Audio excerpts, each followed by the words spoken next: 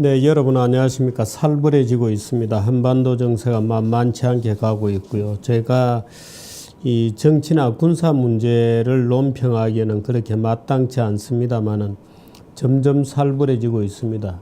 북한은 그야말로 뭐 괌에 다 때리겠다, 뭐 여차 뭐 서울을 지금 다시 초토화시켜버리겠다 이런 얘기를 하고 있고, 트럼프의 발언도 이때까지 보지 못한 화염을 보게 될 거다고 살벌해지고 있습니다.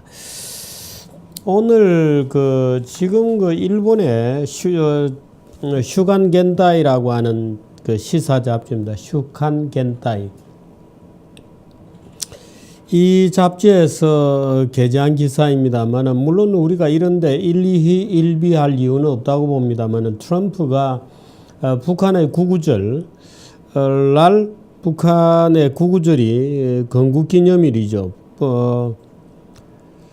구구절 날 그 기념식장을 공습하겠다 이렇게 아베에게 얘기했다 그래요.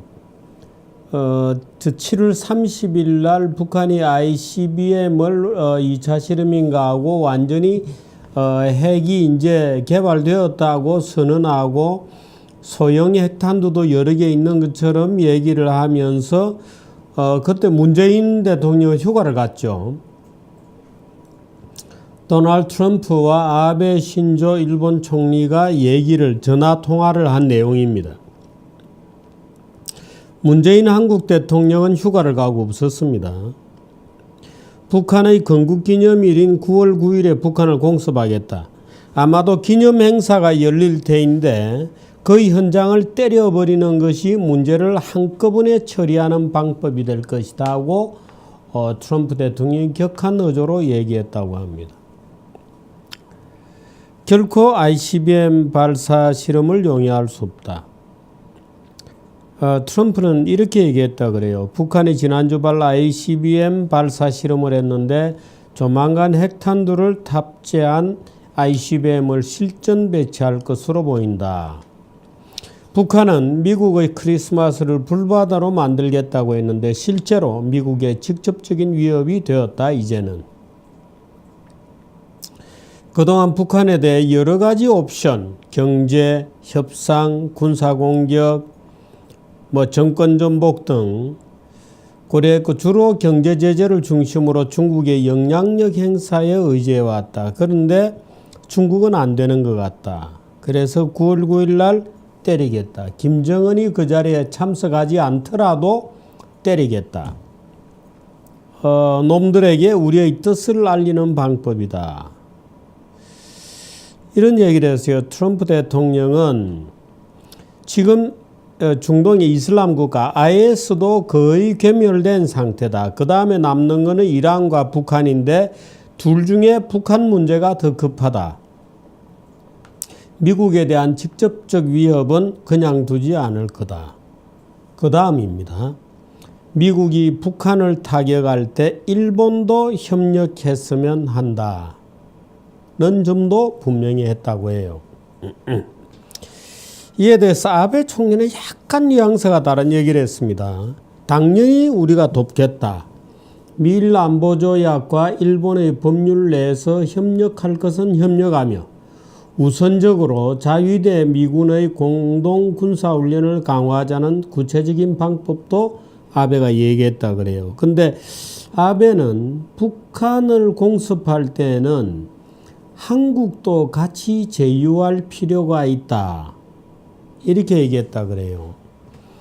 근데 한국이 이제 말려들면 북한이 한국을 직접 타격할 가능성이 있죠.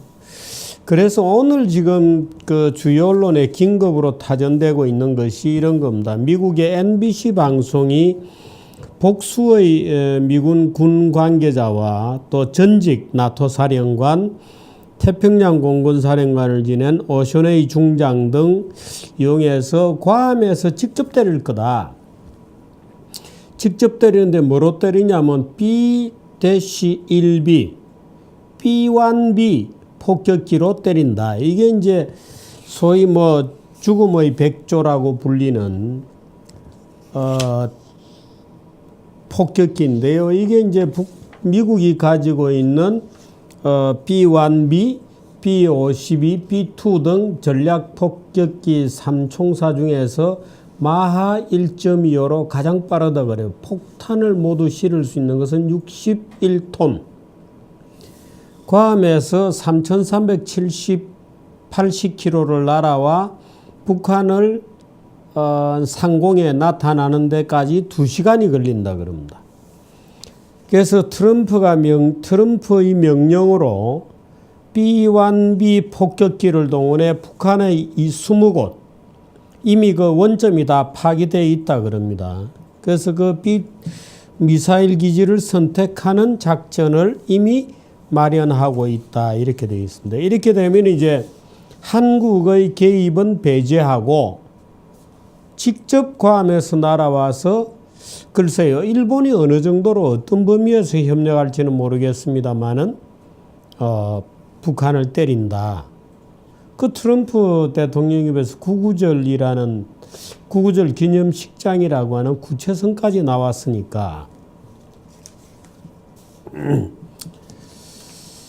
여러분 어떻게 보십니까? 제가 언젠가 그런 말씀을 드린 말씀이 있습니다만은 우리가 북한하고 통일을 하는 과정에서 반드시 겪어야 될 과정 중에 하나가 마지막에 막바지에 필연적으로 닥칠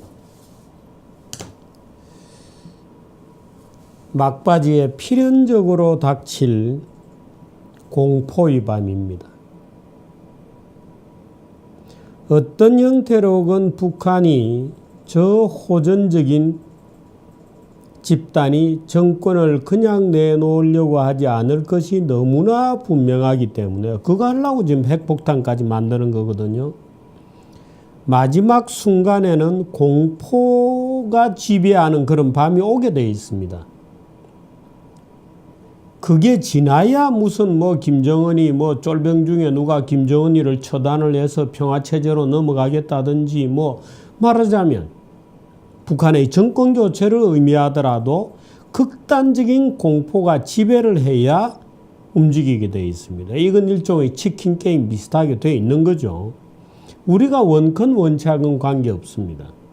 북한은 치킨 게임으로 가 있는 겁니다.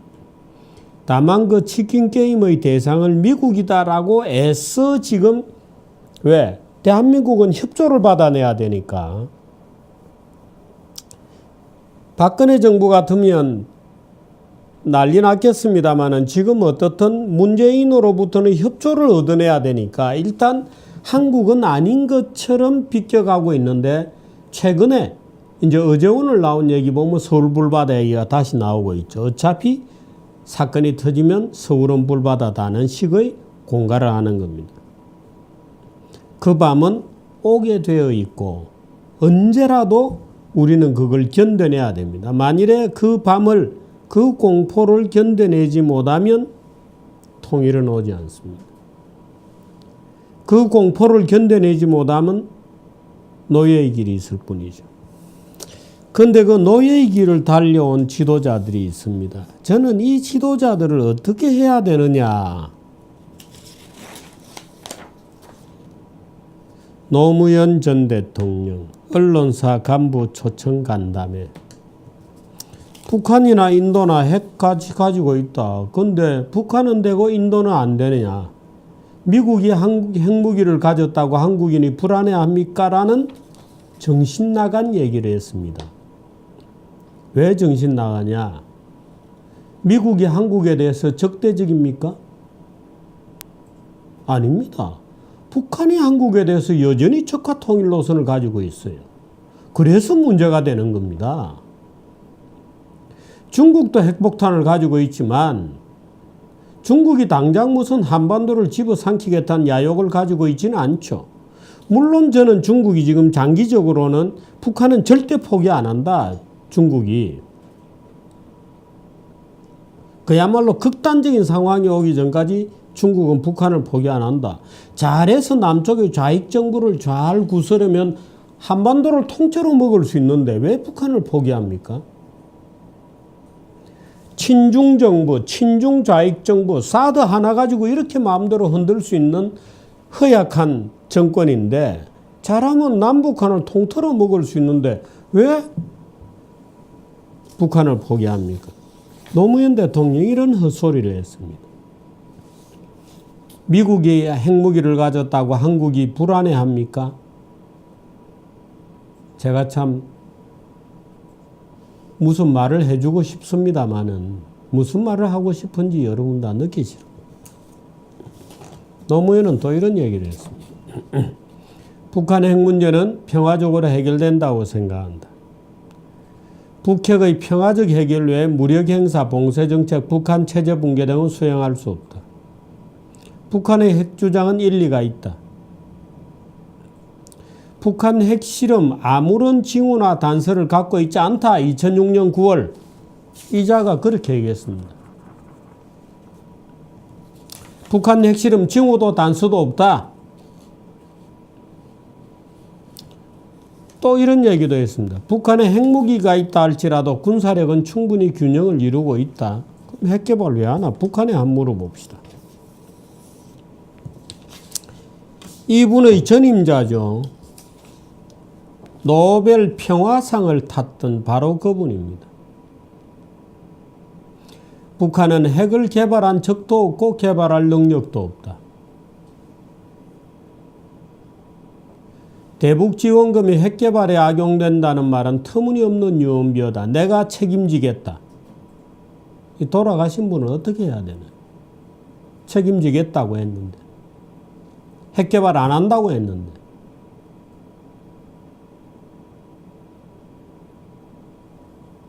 북한도 남북 정상회담에서 모든 것의 평화적 해결을 원한다고 했고요. 지금 북한은 전쟁할 능력도 전쟁할 의사도 없다고 봅니다. 경향신문 창간 58주년 김대중 대담. 그 다음 2004년 6월 15일 MBC 6.15 공동선언 4주년 기념특별대담에서 이렇게 얘기했습니다. 미국은 북한의 핵개발 증거를 내놔라. 이거 전직 대통령 맞습니까? 이분들이 지금 살아있어야 책임을 묻죠. 어떻게 해야 됩니까? 이 책임을 어떻게 져요? 지금 미국은 북한이 핵무기를 가지고 있는 것 같이 인상을 주고 있는데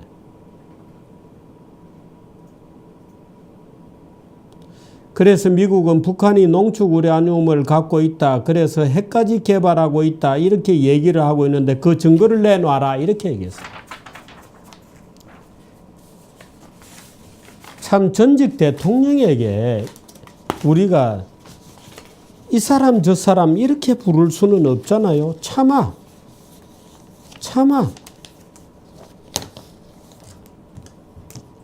어떻게 해야 됩니까? 이분들을. 미국이 북한 핵개발이 있다면 증거 내놔라. 북한 핵개발하면 내가 책임지겠다. 평화적으로 할 거다. 핵실험 아무런 징후나 단서를 갖고 있지 않다고 이때까지 거짓말과 만일에 거짓말이 아니었다면 무식이죠. 무식으로 국민을 호도하고 북한이 결국에는 핵을 가지도록 시간을 벌어주고 결국 북한의 핵을 가지도록 시간을 벌어준 것은 이분들이 북한은 핵무기 개발 안 한다고 국민들에게 공갈친 거예요. 거짓말한 거예요. 그 결과 북한이 시간을 벌어줬잖아요. 그런데 어떻든 결과적으로 북한에 핵 개발할 시간 벌어주고 돈도 갖다 주고 어떻든 중국을 꼬셔서라도 북한을 제어해 보려고 박근혜 대통령이 노란 색깔의 예쁜 옷까지 입고 천안문 광장까지 가서 중국에 그렇게 아부를 했죠. 그 돌아온 게 지금 뭐예요?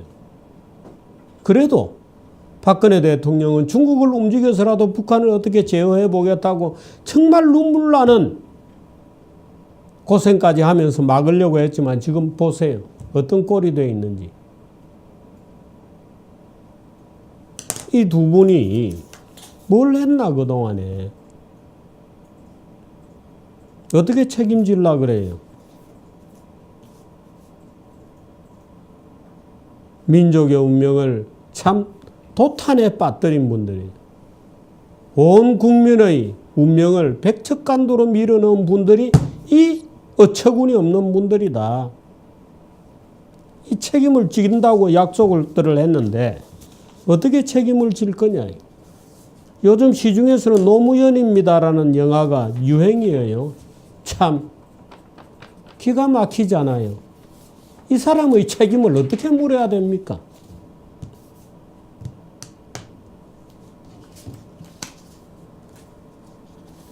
참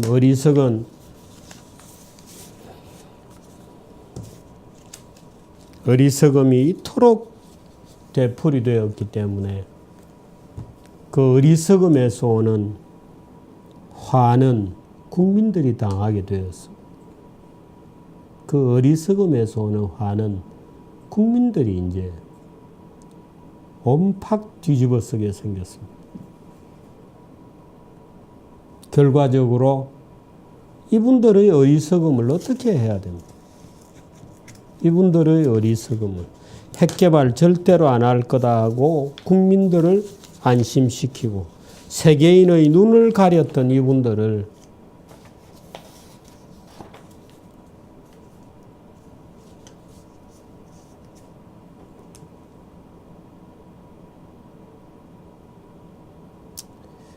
어떻든 우리는 뭐 김대중 노무현 대통령이 아니더라도 마지막 순간에 공포의 밤들을 견뎌내야 할 운명에 있는 겁니다. 6.25 전쟁 때 통일을 못하고 정전 사태로 끝나기 때문에 어떻든 그 정전으로 미봉되었던 열전의 상태를 끝내는 과정에서 공포의 순간이 다가오게 되긴 돼 있었어요. 지금이 그 순간인지 아니면 좀 더 있어야 될지 또 그런 순간이 나중에 닥쳐야 될지는 모르겠어도 어떻든 공포의 순간이 오기는 옵니다. 지금이 아니길 바랍니다마는 그러나 언제라도 우리가 그 공포의 순간을 견뎌낼 수 있는 담대한 세계관을 가져야 됩니다. 담대한 세계관을 가져야 됩니다. 긴 호흡에 있어서 역사관을 우리가 내부에 우리 가슴 속에 튼튼하게 가지고 있어야 됩니다. 강한 의지를 가져야 됩니다. 그 공포의 밤을 이겨내고 통일을 할 수 있다. 과는 담대한 의지를 우리가 가지고 있으면 이 위기도 극복할 수 있고요.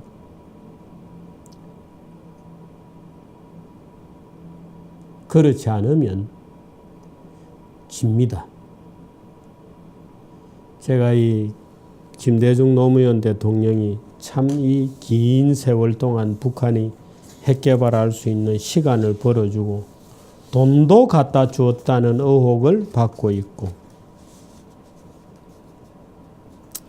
미국이 증거가 있으면 내놔봐라 하고 큰 소리 치던 이 어리석은 전직 대통령들에 대해서 참 뭐라고 지금 와서 책임을 물을 수 있겠습니까? 두 분 다 고인이 되어버려서 책임을 물을 수도 없고